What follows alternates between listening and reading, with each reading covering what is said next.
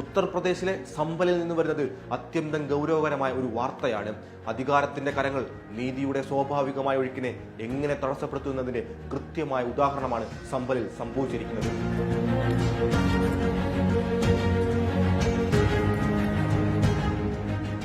Sambhal chief judicial magistrate വിഭാൻഷു സിംഗിനെ കഴിഞ്ഞ ദിവസമാണ് അലഹബാദ് ഹൈക്കോടതി സ്ഥലം മാറ്റിയത്. എന്താ കാരണമെന്നല്ലേ? വളരെ ലളിതമായ ഒരു കാര്യം അദ്ദേഹം ചെയ്തു. മകൻ നഷ്ടപ്പെട്ട ഒരു പിതാവിനോട് നീതിപൂർവ്വം പെരുമാറിയെന്നതാണത്. കാര്യങ്ങളുടെ തുടക്കം ഇങ്ങനെയാണ്.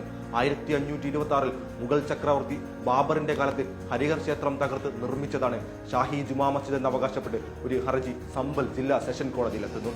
2024 നവംബർ 19 രാവിലെയാണ് ജില്ലാ കോടതിയിൽ ഹർജി എത്തുന്നത്. സംഭലിലെ കെയിലാദേവി ക്ഷേത്ര കമ്മിറ്റിയിലെ മഹൻ ഋഷിരാജ് ഗിരിയും അഡ്വക്കേറ്റ് ഹരിശങ്കർ ജെയിനുമാണ് ഹർജിക്കാർ. ഇതിലെ ഹരിശങ്കർ ജെയിൻ അത്ര നിരുപദ്രവകാരിയായ ആളൊന്നുമല്ല കേട്ടോ.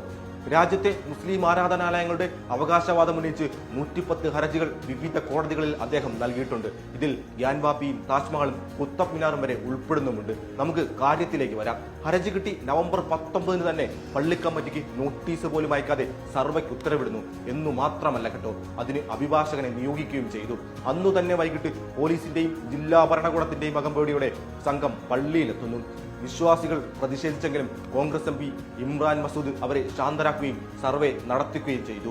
സർവേ സംഘം 24 മുന്നറിയിപ്പില്ലാതെ വീണ്ടും പള്ളിയിലേക്ക് എത്തുന്നു. ഇത്തവണ ഇവർക്കൊപ്പം ജയ് ശ്രീരാം മുദ്രാവാക്യങ്ങളുമായി സംഘപരിവാരവും ഒപ്പമുണ്ടായിരുന്നു.